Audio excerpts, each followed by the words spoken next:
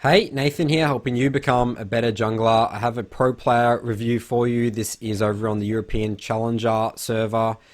This is Broxah, the new jungler for Team Liquid. Really good game from him this game, playing from behind most of the game until he starts to, start winning skirmishes, team fights in like mid towards later stages of the game. Reason being for that is this Talon here actually gets out of control, and playing against Talons in solo queue is really hard to deal with, especially if you're a jungler that is looking to, like a Jarvan, he's really good at ganks. You need to be very careful about where you choose to gank, especially if Talon's missing, because he can come up and counter you very easily. Obviously, Talon being a very mobile champion.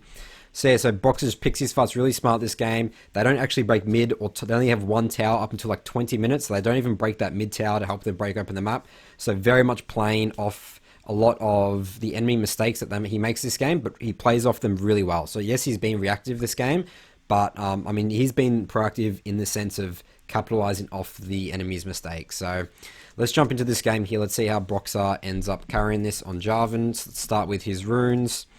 So he's going Conqueror, which is pretty standard on Jarvan. You can go Electrocute as well, but that's really only for heavy ranged squishy champions. He's against a lot of AD champions. He's going to be auto-attacking a lot. Conqueror is just really good. It's just in general just a really good rune for melee champs at the moment. Bruiser champions. Triumph, which is really the only rune you want to go in this tree. Attack speed. You can go Tenacity, but he's not really versing too much CC. Like, yes, Bard and Kate has some form of CC, but he just wants to take attack speed here just to be doing extra damage, help him get Conqueror stacks quicker. Coup de grace, and then he's going... So this is like, when you take Magical Foot with Cosmic Insight, you're actually playing to like, not so much scale, it's like not the right word. Like, Jarvan definitely doesn't scale like too well, but he's looking to like get Warrior as soon as possible, get that item spike and start impacting the map. So I actually really like Magical Foot with Cosmic Insight for most junglers in solo queue. I think that is just really good, just again, not having to buy boots, getting your jungle item spike, especially with Unique Echoes, Warrior, and the CDR from Cosmic Insight just always feels really nice. So that's his runes there, and he goes attack speed, AD, and armor. Again, pretty standard, and he's versing a very heavy AD comp here. So could potentially build some AD items. So starting off with a machete, which is standard, and a yellow warding trinket. So defending up here, blue, seeing if the enemy team's evading at all. His cat actually wards his raptors, which is really good in terms of information. And we're looking to do a red start. So Broxah is going to do a 3 camp level 3 here, which is very standard on junglers that are looking to gank straight away, like a Lee Sin, Jarvan, Xin Zhao.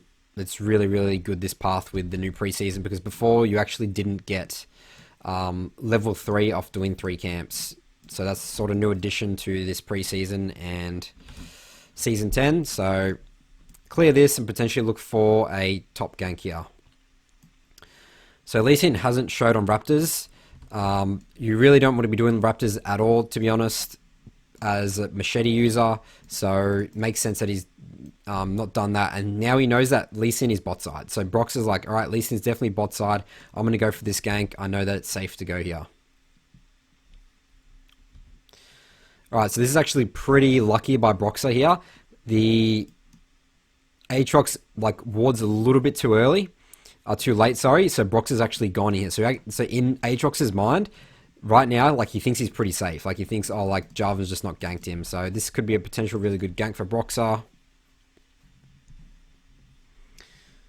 Mordekaiser's just taking a bit of trades there. He's trying to bait the Aatrox and actually burns flash there. So, okay, they didn't really get... in terms of this, the way this lane is right now, like, yes, he's burnt flash, but this actually is still pretty bad for Mordekaiser. So, Broxah actually might need to keep committing to this lane, especially knowing that Lee Sin's bot side.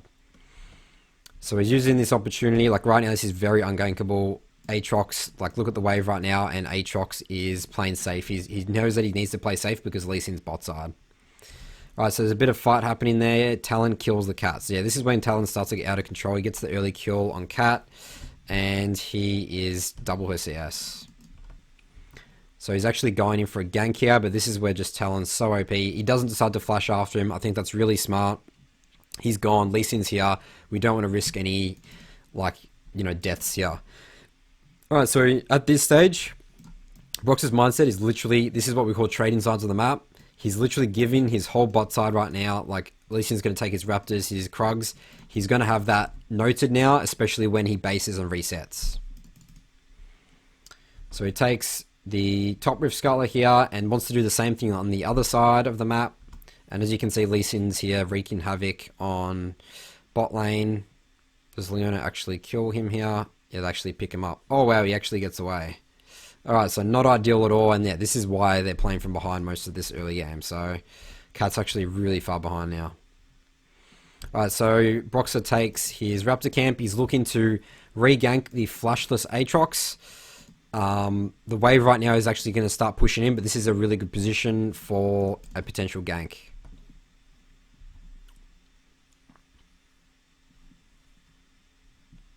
Alright, so the Mordekaiser actually messes up his grip a bit there. And this guy's probably going to get away. So he's a level 3 into a level 5 Aatrox right now. Like, he's just very tanky. And Broxah just doesn't have any AD items or anything like that. So Mordekaiser actually flashes as well. And Aatrox gets away. So this is actually not ideal at all. Broxah has spent a lot of his resources and time into this lane right now. It's still even CS. And yes, Aatrox burnt flash. But Lee Sin has gotten a lot more than Broxah has on this Jarvan here. So alright, so this is the Talon roams. He's literally forcing out Broxah of his jungle right now. Like, Broxah is definitely on the back foot here. Forced to base. There's no way he can do Gromp and Wolves right now. Goes back to base. Switches out to Red Sweeper Trinket. Gets 2 control wards. I always talk about 2 control wards is so important to get. Helps you control River. Helps you, especially in a defensive position. Like, defensive wards are let's say here, or like, you know, in his jungle somewhere. Like, he's just going to be playing from the back foot for definitely the next couple of minutes of this game. So control is just really good just to help your team track, especially it's a Talon. Like, he's going to constantly be shoving in mid, especially with Tiamat. Alright, so notice how he goes top side here. Again, from before, he's traded sides of the map here. He thinks right now, alright, I'm giving my bot side right now. I need to potentially re-gank this Aatrox top. I'm just going to come here, clear my Wolves, clear my Gromp, and then I can see what I can do after this. Alright, so Talon gets another kill on Cat. He's 2-0 now. Mordekaiser actually isn't here, doesn't have TP, so does Broxah go and defend the wave? No, he doesn't want to actually get seen at all here. Seen on the map. Alright, but he does get seen mid. He wants to soak up this experience and gold.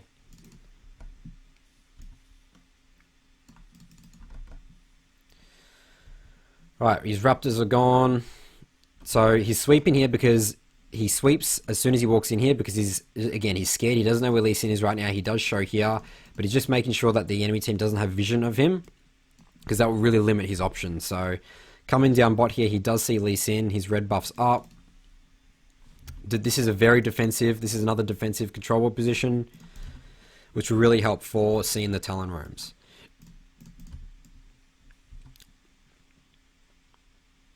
Alright, so Broxah gets red, looking to potentially gank bot here. Lee Sin is here, and Broxah's really, really nice position for a counter gank here. And looks like we're going to pick up 3 assists here. Alright, so that's really good. Again, this is a mistake in terms of Lee Sin. Like, he should have really known that Broxah was most likely bot side. Broxah's red buff was up, and he saw him mid, right? So maybe he assumed he went top side, maybe. I'm not sure, but definitely really good play for Broxah there, helping his team get back into the game. So buys Warhammer, doesn't have enough for Warrior yet, and goes top side. There's nothing really for him to do bot here. Yes, we've got Dragon, but in Broxah's mind, I would be really... Like, Dragon's going to be very hard to get for this out-of-control Talon. So just come up here, clear your camps. He's just going to keep farming. That's the thing Broxah does really good this game. Even though he's like a gank jungler, he constantly still keeps up with farm and makes sure that he's strong. And again, he's going to scale semi-decently with Cosmic Insight and Magical Footwear. Alright, so looking to literally full clear his jungle. Again, you might think this is strange on Jarvan, but this is the only thing Broxah can do right now. Like, he can't do anything. He has no vision of jungle right here. He literally can't walk in here. This is probably all pinked by the enemy, so he's literally just going to concede Dragon here. So he's just doing the best he can do with the unfortunate situation that he has with a Talon being 76 CS up on 55 CS Cat. Alright, so they get Dragon here. He's hovering bot right now because they're pushing in. And he comes for another really nice counter gank here. So Talon is roaming down, needs to be potentially careful. But Lee Sin fails his flash. Broxah ults him. He gets stuck there. Leona's here to chain CC, and we actually burn ult on Talon. So burning ult defensively on Talon, whenever that happens, so big. Like, his ult is still a very large cooldown, and if he can do that, this is a huge win for Broxah and his team. So we're slowly creeping back up into this game here. So notice we see red, he actually sees his blue buff here, but he knows his teams are backing off. They need to push out.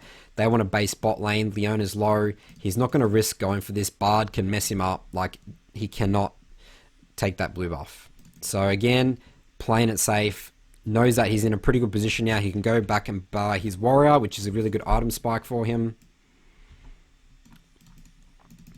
And we are back on the map. So gets the ruby crystal as well. And going top side, there's nothing more to get bot here. Dragon's gone. He has no camps. He's going to go and potentially gank top maybe.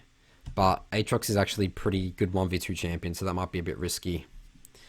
So let's see what Broxah does. Again, clearing camps on spawn. Love this. Being really efficient. Is starting to get really... I mean, he's a level ahead right now, I think. A whole level. I actually can't see the Lee Sin right now, but... You know, he's approaching level 8 right now. Lee Sin's level 6. He's definitely like a whole level up on him right now.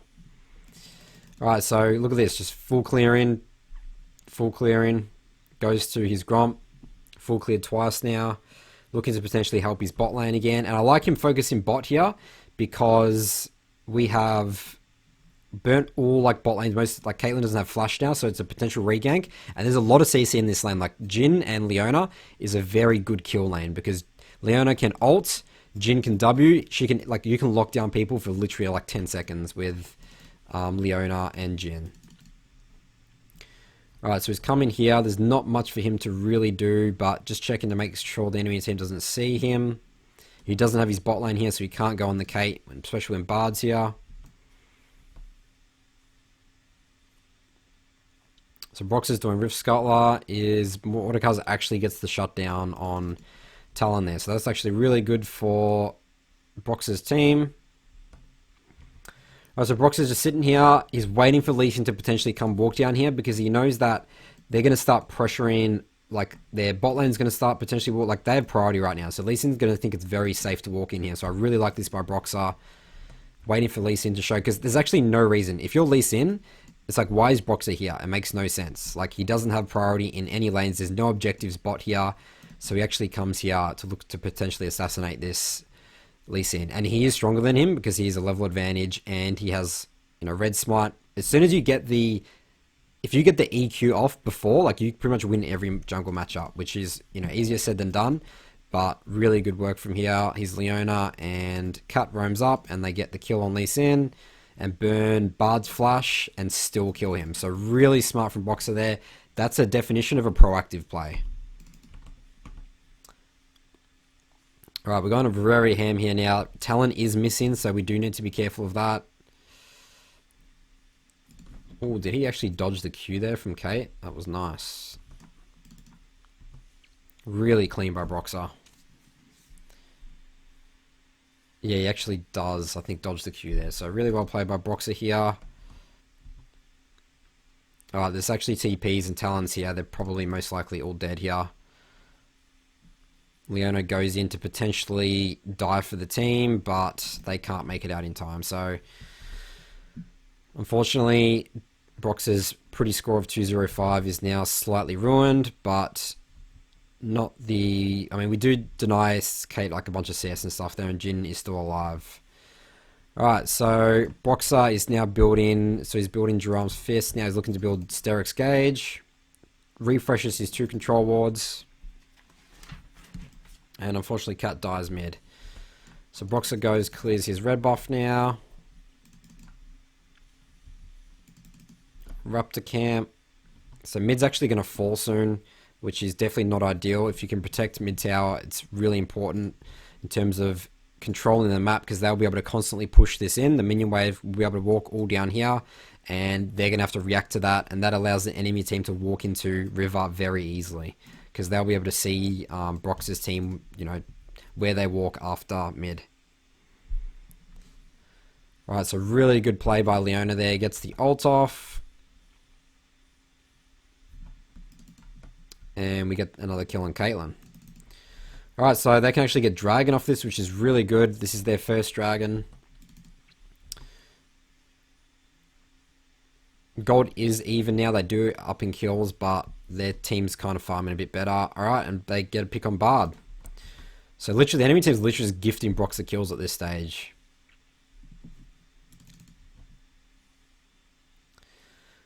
Alright, so Talon gets away. Talon's like a really good counter to Jarvan as well, because he's very hard to hit with EQ, and, you know, he has ult and he can jump over your wall. So really, your wall just gives him an extra jump to outplay you. Alright, so goes, gets Krugs, buys a pickaxe, so he can't finish his... Can't finish Sterix yet, so refreshing his control wards again. There's a bit of mid-fighting happening here. Mordekaiser's probably going to die. Alright, so 3 die, Brox is still alive. Gonna try and do his best to defend mid here, but I'd say that this is going to fall, unfortunately. Yes, they have Rift Herald as well. Alright, I'd say actually Lee Sin should have, in terms of Lee Sin's mistakes here. Oh no, he did get that tower. I thought they could potentially defend it, but actually Rift does a lot of damage.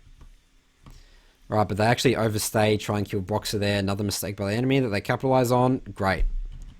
So, 800 gold, about 1,000 gold now down. Sweeping right here, making sure he's looking for Talon here. Okay, he's actually pretty low, so Brox is trying to go for him. Leona is collapsing. Oh, it actually cancels his jump there. Really well played, trying to find him in stealth, and he actually survives on very low health. But Leona actually gets the kill there. So actually really well played by Leona. Broxah shouldn't really be helping this. I think he just needs to clear his topside jungle. Definitely can't gank this Aatrox right now. Aatrox is pretty strong. He has Black Cleaver. Alright, actually, fight's looking to break out here. We have the Mordekaiser TPing. Broxah comes for a flank, kills the Bard, now chasing Lee Sin. Cat's roaming down as well. Really good EQ from Broxah there. Lee Sin's just really slippery. Are they going to get him? Yeah. Cat gets him. Alright, great. We have enough for Sterix now. Broxah is going to clear his full topside jungle. Really being efficient. I like it a lot.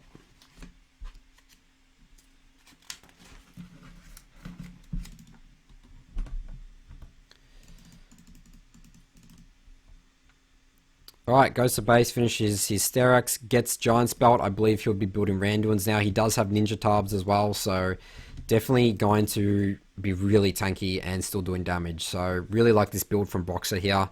You can go Black Cleaver, but he's opting more for like tank sort of build whilst doing damage. Like Sterix is such a good hybrid item. That's why you see it built on like almost every like bruiser melee champion these days, because it's just so good that the Sterix Fury, the passive thing here, where he you know, becomes bigger, it's just so good for team fights. It's literally like makes the difference between winning and losing fights. So comes here, he's actually preparing for Dragon now. Dragon's respawning soon.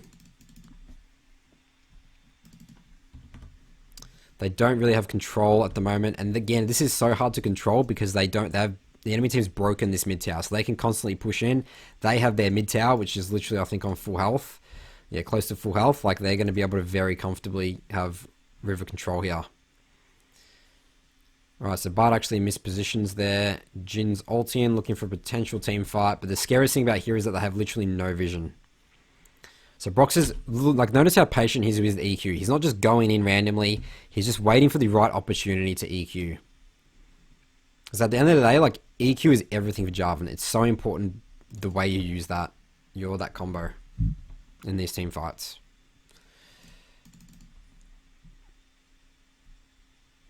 Alright, Bard actually gets a 2-man on the Jhin and Jarvan.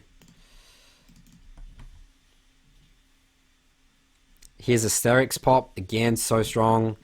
Like, Sterix is literally the reason that Broxah has literally just survived this fight and won this fight. Alright, so this is really good now. We're even in the gold. We're going to be able to take Dragon. Really good team fighting from Broxah there. Alright, Lee Sin actually tries to contest this, but Broxah just keeps healing off this Triumph. And literally survives there. So Broxah's 6-1-12 now. Really, I mean, it's what, like a almost 100% kill participation. We're at about like 85-90%. So he's really putting on the carry pants right now. Alright, Jin dies. Talon's still rampaging around the map. Broxah bases, refreshes his control wards. Baron is now, and top river controls the next objective here. We want to definitely start looking to break siege mid, break these towers. We need towers on this map so we can start accelerating this game. That's why I really love that Broxah just keeps refreshing his control wards for that vision, making sure that his halves river control so they have at least one side of the map. And again, Baron control river at this stage of the game, 22 minutes is where you want to be controlling ideally.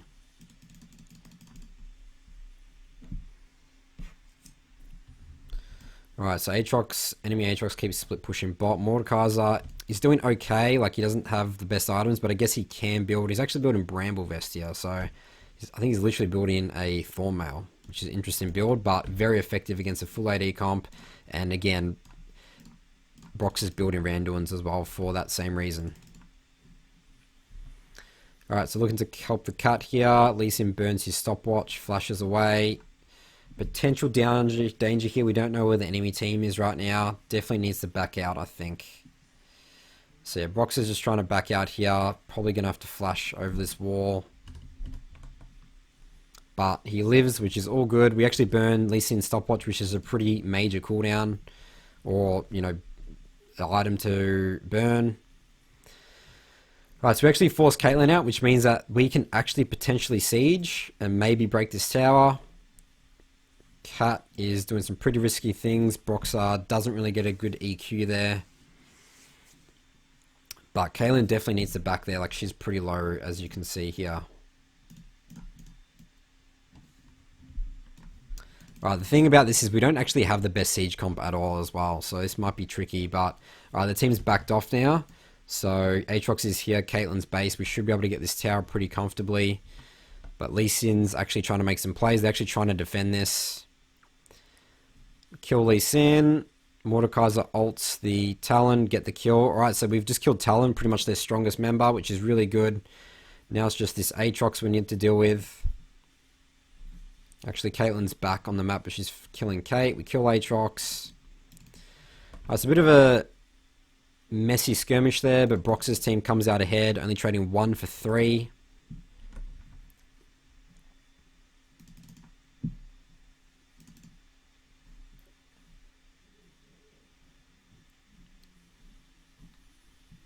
Alright, Kat's literally, I mean, she's literally gotten back into the game very comfortably now, so Kat is definitely a very good solo queue champion. Alright, so they get 2 mid towers off that team fight, that extended team fight I would call it. Gets red buff. Takes his blue, probably just going to top side clear, and then reset, and let's go get dragon.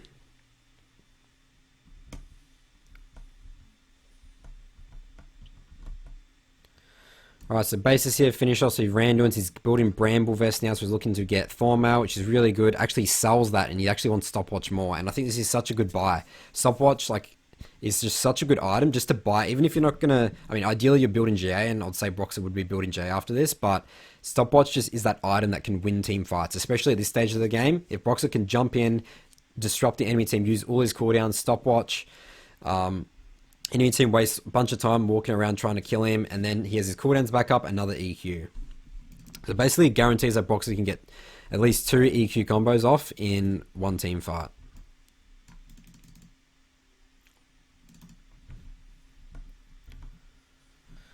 Alright, so Cat actually dies there. Broxah can't save him. They might lose this drag fight with Cat dead now. Alright, but Lee Sin actually sort of suicides in there trying to do Lee Sin plays. This is such a good example of why you don't need to do this on Lee Sin. Like, they have the man advantage right now. It's just like, just Lee Syndrome. Just trying to, like, make cool plays. And the result of that is they get 3 kills there. Take Dragon, and Death Dome is actually pretty, I mean, not too high, but definitely can take this Baron as well with Cat now back up. Alright, Talon is pushing mid here. But we get Baron. Alright, there we go. So we're actually now 6k gold lead. Broxah's 8-1-16. He still wants to keep his stopwatch. No, he actually hasn't based yet. What am I talking about? Alright, he actually has no reason to base right now. I mean, he can't get GA. Yes, he can get an extra control ward, but he actually just stays on the map. He has full health and mana. Like, he's fine to just wait for his team to come back out, clear his camps, and now get the siege on with their Baron buff.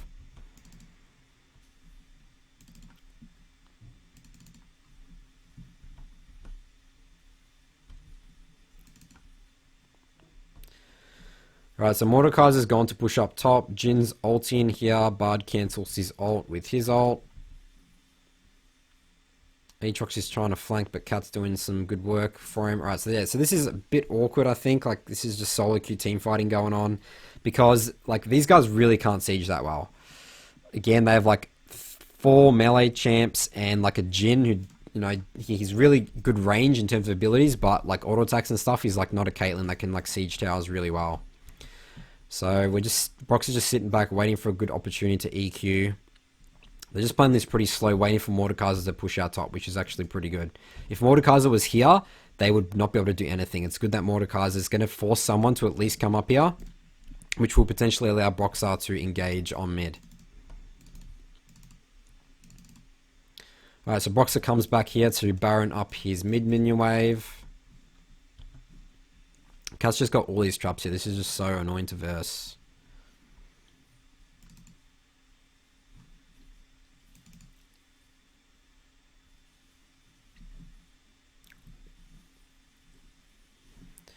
Alright, so Cat's literally just popping off this flight. Really good EQ flash from Broxah there to finish off Cat. Mordekaiser's doing Mordekaiser things with his ult. Alright, that's an ace, and I'll say this is game over. So Broxah finishes this game 9-1-17. Again, really good game from Broxah. Just notice he just didn't do anything, like he didn't do anything sexy. Like he literally just, especially the early game to get back into the stage, all he did was literally just full clear his jungle and counter gank. Like he did his early gank stop to burn flash, but they actually really didn't result in anything. The enemy leasing got a lot more from that, and just played it smart, played it safe, waited for the right times to EQ, and I would say also that proactive play he made here really swung the game back in their favor. So you can read my full notes from this review over on my blog, nathanmott.gg. Thanks for watching it, and I'll see you guys in my next video.